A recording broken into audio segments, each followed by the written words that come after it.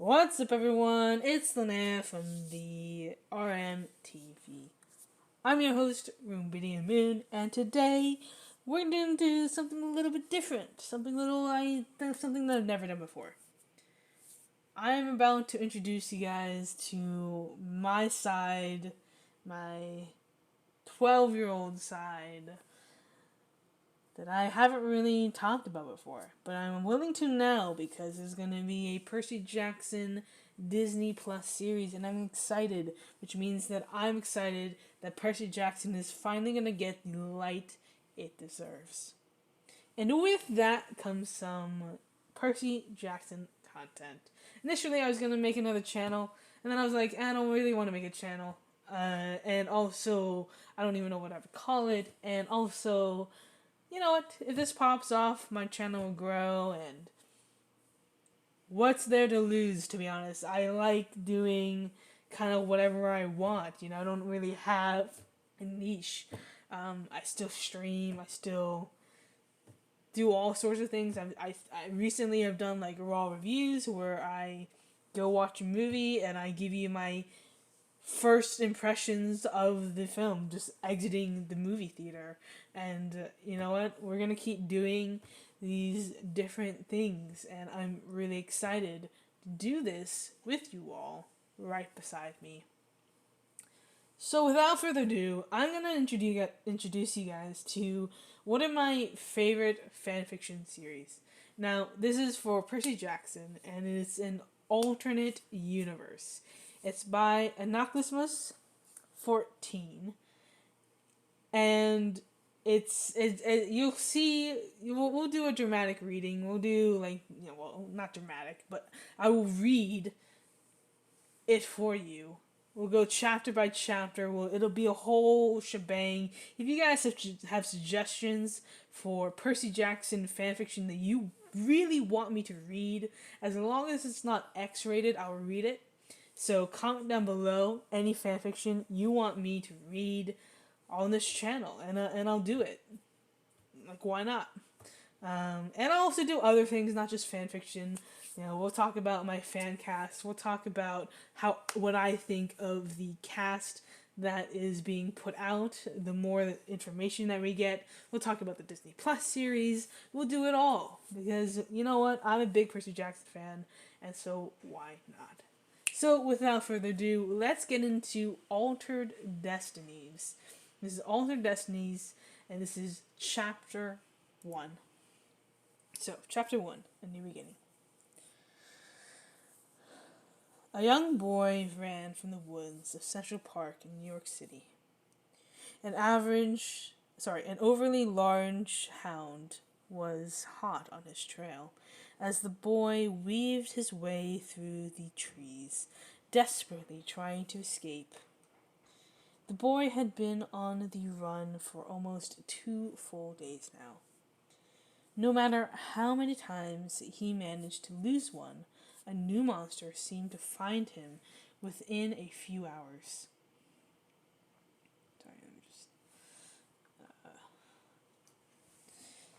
It had been 3 days since he had last eaten, and the malnutrition was beginning to take its toll on the 10-year-old.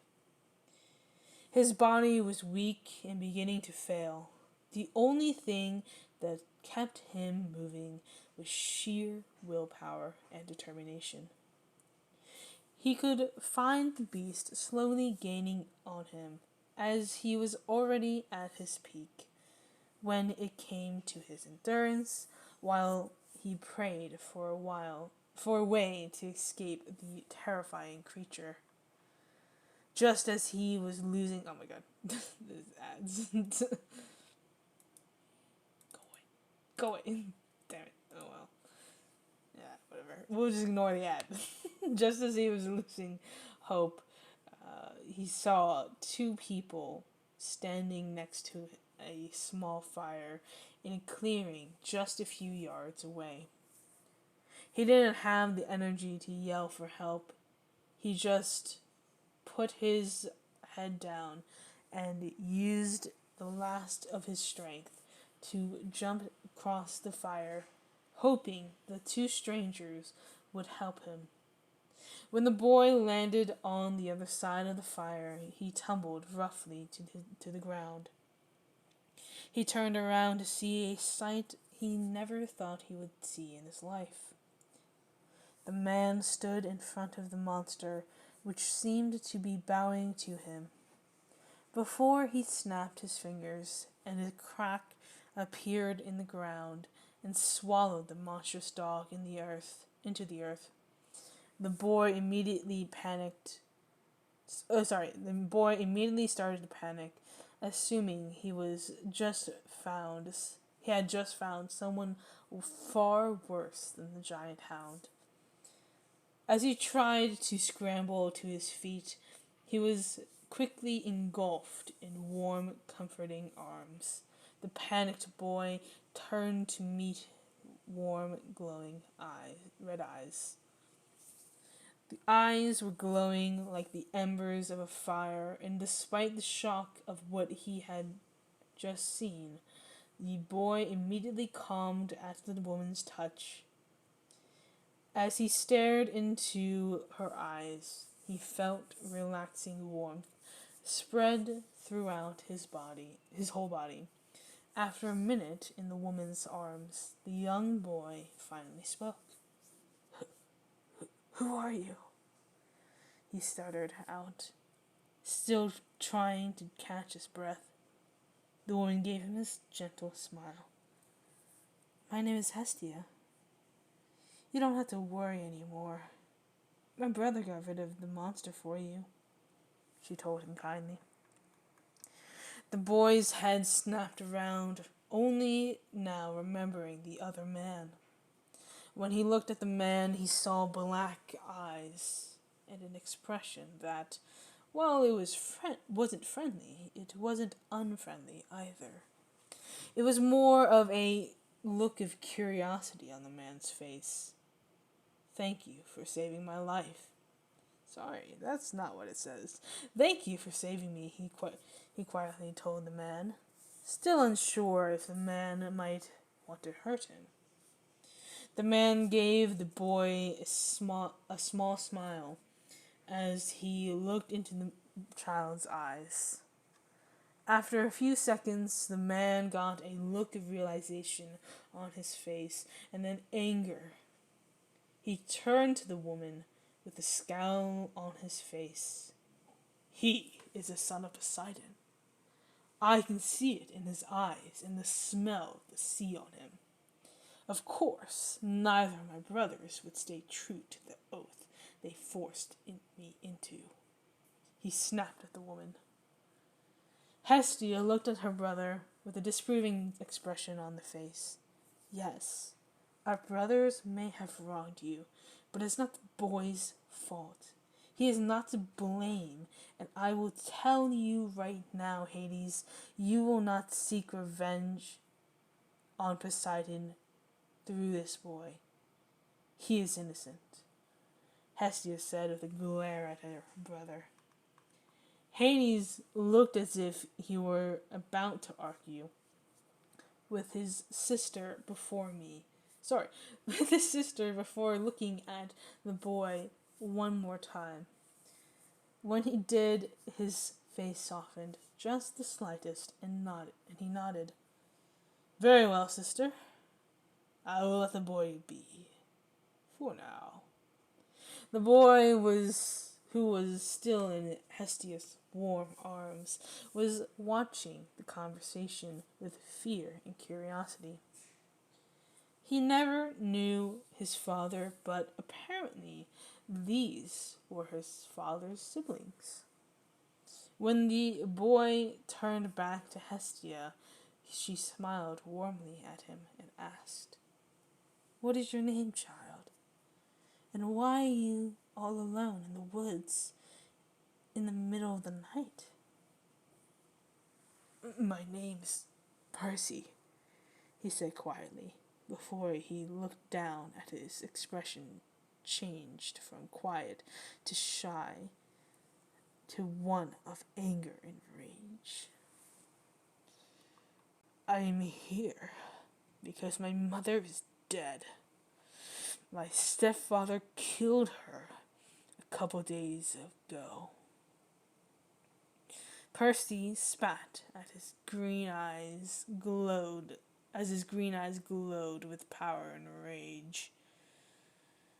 Hades' eyes widened at the sight. The boy's power rolled off him in waves. Never before had he seen such power from such a young child. Hades looked the boy. He was what? Hades looked at the boy. He was skinny and clearly malnourished, but that was only the beginning of his problems. The scar marred the boy's face, beginning on his forehead and running down his face, over his left eye, all the way down to his chin. The boy's arms were covered in cuts and scratches, as well as scars from his wrists, from what could only be caused from being restrained. Hades decided to take a look into his memories. The more he saw, the angrier he became. Even the Lord of Dead had limits to things he could take, and what he saw made him rip someone's head off, starting with his brother for leaving his own child, to such a life. Hades pulled back from the boy's mind and looked at his sister.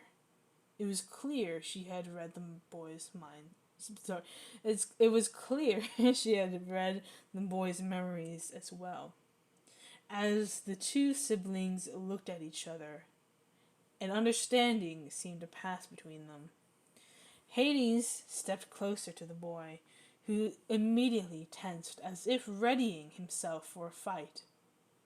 "Sleep," Hades said, in a stern but soothing voice as a shadow passed over the boy's face.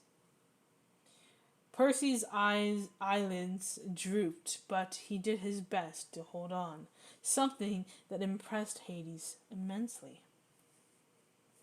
Hades waved his hand over the boy's face again as Percy finally lost his battle, as he fell into a deep sleep, still wrapped in Hestia's arms. The boy is powerful, more powerful than any demigod I've ever seen at such a young age, Hades said in an impressed voice. Hestia nodded. What can we do for him? I will not let this boy go suffer another minute in the mortal world. He's seen more horrors than any person should see in a lifetime, let alone a child. Hades nodded his agreement as he looked to his sister for what she was thinking. I would take him to Olympus, but Zeus would kill him first time he sees him. I would tell Poseidon, but I think he has done enough already. And I doubt the boy will want anything to do with the man who left him to such a fate. Hestia explained carefully as she looked at her brother with hopeful eyes. Hades' eyes widened when he realized what she was hinting at. You can't expect me to raise a son of Poseidon. Hestia raised an eyebrow. Brother, I know how much you miss your children. Percy could be a way to get them out of that cursed casino one day. Hades shook his head. Persephone would never allow it, and would tell her father the first chance she gets. Hestia smiled. I think she actually might like the idea of raising a son who isn't one of your demigods. it would give her more incentive to stay in the underworld on a more regular basis. Hades looked thoughtful for a moment before he frowned. The child is most likely the one of the prophecy. Esther smiled again. And who better to face our father than a boy raised by one of the big three?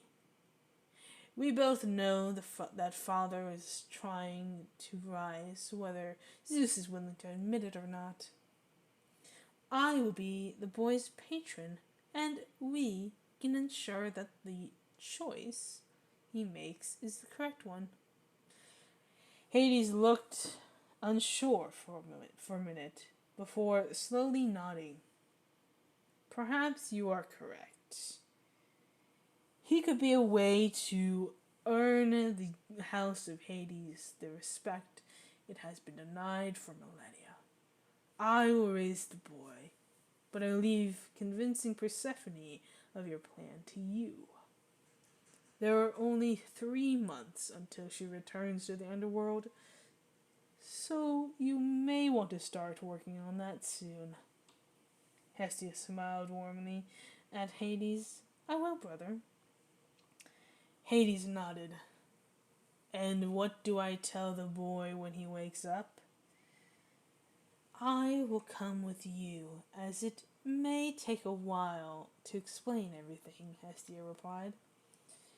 Hades nodded and was engulfed by a shadow, while Hestia smiled widely as she and Percy vanished into a flash of flames. Hestia stood in the throne room of her brother Hades. Said brother was sitting in his throne, as both thought about the events of the past few days. They had explained everything they could to Percy, who had taken the information surprisingly well. He seemed relieved to finally know why it was he could breathe underwater, and why sea creatures and horses seemed to speak to him in his mind. One fact was obvious about the boy. He had no love for the father who left him, and his mother alone, and it's left him and his mother alone to face the horrors his stepfather had put them both through. Despite Hestia trying to explain the ancient laws forbidding Poseidon from interfering, Percy could hear none of it. He simply wished to never think of Poseidon as his father. After hearing those words, a wicked grin had appeared on Hades' face. What better way to hurt the brother that had wronged him so many times in the past than by adopting his demigod son as his own? When asked if he was okay with the idea, Percy jumped at the offer, wishing for nothing more than a place to live other than the streets. The minute Hades had the adoption official by claiming Percy Jackson as his demigod son, the boy's eyes had shifted from a vibrant sea green to a pitch black, with only a ring of sea green around the irises. The boy looked very much the part of his son of Hades, his deep scar running the length of his face, only adding to menacing look the 10-year-old carried as he looked around his new home in the underworld. Brother, please tell me you are doing this for the boy, and not simply to get back at Poseidon, Hestia said wearily, finally breaking the silence that had enveloped the siblings. Hades shook his head. I will not lie to you by saying that hurting Poseidon does not make things... I will not lie to you by saying that hurting Poseidon does not make this even better. But I do wish to help the boy. You were correct when you said I missed my children. If you can convince my wife to accept the boy, then we will have a far better upbringing than he would have on his own in the mortal world. Hestia nodded, seemingly satisfied with the answer. You do know that Poseidon will fight you for the boy when he finds out. He scowled. He can do what he pleases. He certainly did Perseus no favors, leaving him on his own with his stepfather. You know the ancient laws forbid him from interfering, Hestia argued. No. I'm sick and tired of those Olympians blaming their neglect on the ancient laws. He did not have to bring the boy to Atlantis to raise him, but it is more than within his power to check on his child occasionally. The boy is now my son, and Poseidon will have to deal with the consequences of his neglect. Hades spat. Hestia's eyes widened at her brother's outburst until she smiled a bit, now convinced that Hades would do right by Percy, as she had hoped. Now it was her job to convince Persephone to accept the child as it would not do for Percy to grow up without a motherly figure in his life. He was her first ever champion, and she would make sure Percy lived the life he deserved after what his life had been leading up to that point. Hestia nodded to his brother. Thank you, brother. I have a conversation with your wife to have, but I will return to visit the boy as long as it's okay with you. Hades nodded. Of course, Hestia. All our siblings. Of all our siblings, you are the only one to treat me like a brother and not an outcast. You have an open invitation into my realm. Hestia smiled before vanishing in a column of flames back to Olympus. Hades waved his hand, making a shadow appear as the fury Alecto appeared in front of her master. What is it you need, my lord? Alecto rasped. I now have a son, Percy Jackson. He is a demigod son of Poseidon, who I have adopted. I have many great plans for my son, and I will need you to prepare him for these. Alecto looked shocked and nodded. Of course, my lord. What are your wishes? Nothing yet, for I will train the boy myself for a while, but I will need many teachers for my boy's training, and you will need to set it up with the chosen heroes to train the boy. For now, simply spread the word that a new prince of the underworld has been crowned, and he shall be treated as if he were my own flesh and blood within my realm, Hades explained. As you wish, my lord, Alecto bowed before vanishing from the throne of Hades. Hades sat back in his throne, a satisfied smile on his face. The time for his children being shunned would soon end. Percy Jackson would make some changes on Olympus. He was sure of it. When the time came, the son of Hades would become the greatest demigod warrior the world had ever seen, Hades would make sure of it. So that is chapter 1 of Altered Destinies. We'll do a variety of things. We'll do other fanfiction. We'll do maybe even the actual books themselves. I don't know, because technically there is copyright surrounding that. But we'll do a variety of things. We won't just do readings either. I'll be happy to discuss kind of my thoughts on the books, my favorite characters, different things, my thoughts on the series, and yada yada yada. So, if you enjoyed that first glimpse of what's to come, leave a like on this video, subscribe for more content, and comment down below what else you want to see that is Percy Jackson related. I'm not going to watch the movies if you ask me, so don't ask me. The movies do not exist. But if you are interested in talking more Percy Jackson, go to discord.gg/Percy Jackson. I'd be happy to discuss anything that you would like, relating to Percy Jackson, that is.